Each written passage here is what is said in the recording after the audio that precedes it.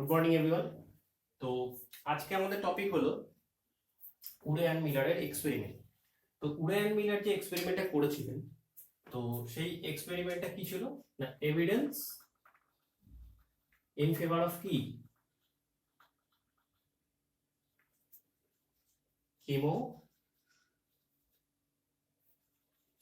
কিনেটিক theory of hmm of Oparin and Haldane, তাই তো? ওকে, তার মানে কি অপারিন অ্যান্ড হ্যালডেন যে এক্সপেরিমেন্টটা করেছিলেন সেই এক্সপেরিমেন্টার ওপারিন অ্যান্ড হ্যালডেন যে থিওরিটা দিয়েছিলেন সেই থিওরিটার উপরে একটা এক্সপেরিমেন্ট করা দরকার, যেটা এভিডেন্স বা প্রুফ করবে যে জিনিসটা বা থিওরিটা পুরোটাই ঠিক ছিল। তো সেটার জন্যই উডে অ্যান্ড মিলার ইন 1953 কি করে না, একটা ল্যাবরেটরিতে একটা সম্পূর্ণ যে থিওরিটা দিয়েছিলেন অপারিন অ্যান্ড হ্যালডেন সেটার অনুযায়ী একটা সেটআপ তৈরি করেন। তো সেই সেটআপ তৈরি করতে গেলে প্রথমে কি কি অ্যাপারেটাস লেগেছিল সেটা দেখে নেওয়া যাক। অ্যাপারেটাস কি লেগেছিল দেখো, রাউন্ড ফ্লাস্ক লেগেছে। তো রাউন্ড ফ্লাস্ক নিয়েছিলেন, কি নিয়েছিলেন, একটা ইউ শেপের টিউব, একটা নয় বেশ দুটোই রয়েছে ধরে নেওয়া যাক। ইউ শেপের গ্লাস টিউব, সঙ্গে দেখো কি নিয়েছিলেন না, ইলেকট্রোডস নিয়েছিলেন। কি জন্য না, স্পার্কিং এর জন্য বা লাইটনিং এর জন্য, যেটা যেটা ন্যাচারাল এনভায়রনমেন্টে যেটা লাইটনিং বলে থাকি, তো সেই জিনিসটাকে ক্রিয়েট করার জন্য তিনি কি করেছিলেন, একটা ইলেকট্রোড নিয়েছিলেন। আচ্ছা, আর কি নিয়েছিলেন না, একটা কন্ডেন্সার ইউজ করেছিলেন। কন্ডেন্সার, দিস ওয়ান, এটা হচ্ছে কন্ডেন্সার। আর কি ছিল, একটা হিটিং অবজেক্ট তো লাগবেই, ধরে নিলাম কোনো বার্নার নিয়েছিলেন। ওকে, আচ্ছা, তো এবার এক্সপেরিমেন্টটা কি করে হয়েছিল, এক্সপেরিমেন্টটা দেখার জন্য ভালো করে ছবিটা দেখলেই বোঝা যাবে। দেখো কি করা হয়েছিল না, সেটআপে প্রথমে দেখো নিচে একটা বার্নার রয়েছে, তার উপরে ঠিক রাউন্ড ফ্লাস্ক রয়েছে, সেটার সাথে একটা ইউ শেপের একটা টিউব রয়েছে, যে গ্লাস টিউব, সেই টিউবটা গিয়ে আর একটা রাউন্ড ফ্লাস্কের সাথে অ্যাটাচড রয়েছে, এবং ফার্দার সেটা আবার বেন্ড হয়ে এসছে একটা ইউ শেপের টিউব, গ্লাস টিউবের সাথে, এবং সেটা এসে আবার ফাইনালি কোথায়, সেই প্রথম যে রাউন্ড গ্লাস ফ্লাস্কটা ছিল সেটার সাথে অ্যাটাচড হয়ে রয়েছে। তো এখানে কি করা হয়েছিল আর কি কি জিনিস নেওয়া হয়েছিল, তো এটা গেল নরমালি অ্যাপারেটাস গুলো। তো আর কি নেওয়া হয়েছিল, এখানে নেওয়া হয়েছিল জল বা H2, ঠিক আছে। আর এই যে রাউন্ড চেম্বারটা রয়েছে, এই রাউন্ড চেম্বারের মধ্যে কি কি নেওয়া হয়েছিল না, মিথেন নেওয়া হয়েছিল, অ্যামোনিয়া নেওয়া হয়েছিল, আর হাইড্রোজেন নেওয়া হয়েছিল।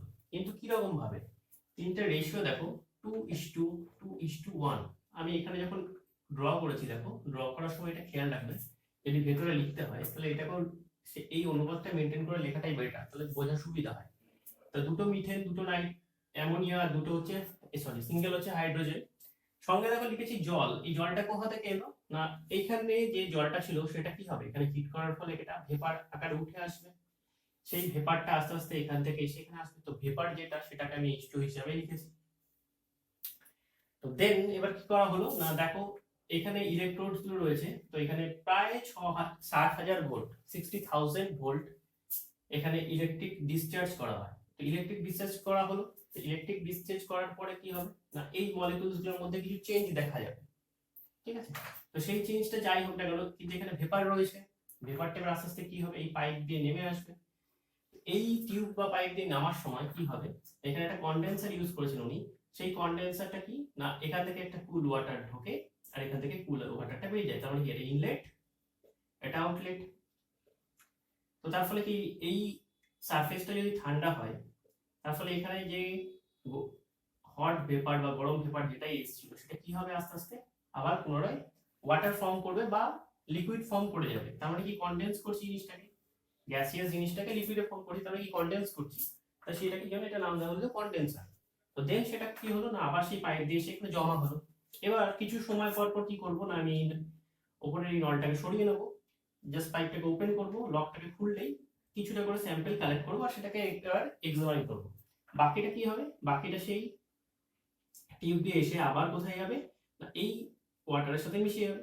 দেন আবার দেখো এটা রিপিটেশন হবে, আবার এটা বয়েল হবে, সেখান থেকে ভেপার হবে, ভেপার থেকে আবার এখানে আসবে, এসে আবার এখানে যেমন নর্মালি স্পার্কিংটা করা হচ্ছিল সেটা করা হবে, এবং দেন আবার এটা রিপিট হতে থাকবে। এইটা ছিল সেটা। এইবার মনে প্রশ্ন আসতেই পারে যে অপারেন্ডার হ্যালডেনের সাথে এর সম্পর্ক কোথায় হচ্ছে। অপারেন্ডার হ্যালডেনের যখন থিওরিটা দিয়েছিলেন তখন আর্থের কন্ডিশন কি ছিল, প্রচন্ড হট ছিল, তাই তো। তো আর্থের কন্ডিশন প্রচন্ড হট ছিল, অ্যাটমসফিয়ারে কোনো অপু ছিল না, সবকিছু কিরকম ছিল, গ্যাসিয়াস ফর্মে ছিল। তো দেখো এখানে যে ওয়াটারটাকে বয়েল করা হচ্ছে সেটা ভেপার আকারে যাচ্ছে, তো ভেপার মানে এটা প্রচন্ড গরম হবে। সেই গরম অবস্থায় কোথায় আসছে না এই চেম্বারটার মধ্যে আসছে।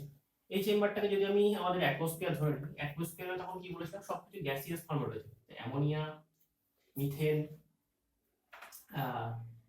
হাইড্রোজেন, এগুলো সব গ্যাসিয়াস ফর্মে রয়েছে।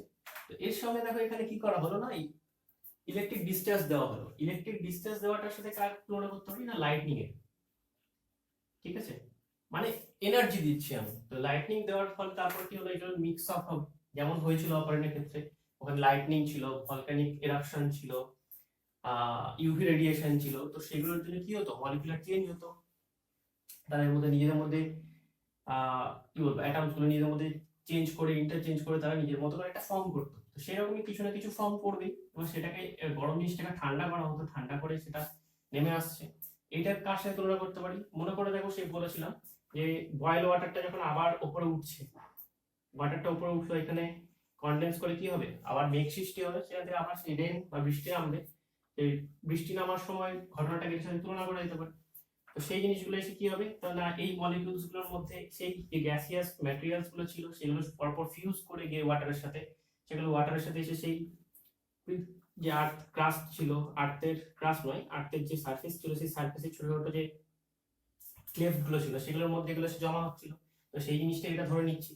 তো সেই জিনিসটা যখন আবার দেখো এখান থেকে লিকুইডটা কোথায় চলে এসছে, আবার এই গ্লাস ফ্লাস্কটায় চলে এসছে। তো এটাই আবার প্রচন্ড হিট ছিল যেহেতু আর্থের সেন্টারে, তার জন্য এটা কি হবে, আবার এটা গ্যাসিয়াস ফর্মের উপরে উঠে যাবে, আবার এটা রিটার্ন আসবে। তো সেই প্রসিডিউরটা এখানে কমপ্লিট করা হয়েছে।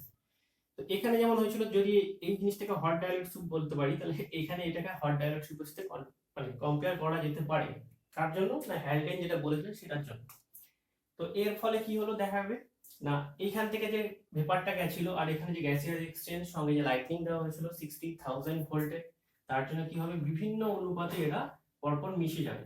এই এক্সপেরিমেন্টটা অলমোস্ট কতদিন চলেছিল, 18 ডেজ চালানো হয়েছিল, ঠিক আছে। তো ল্যাবরেটরিতে এবার একদিন পর একটা স্যাম্পল কালেক্ট করা হলো, সেকেন্ড দিন আবার এখান থেকে স্যাম্পল কালেক্ট করলেন, পরপর দিনের পর দিন যখন কালেক্ট করতে দেখা গেল, দেখা যাবে কি প্রচুর মলিকিউলস তারা এখান থেকে পাওয়া গেছে।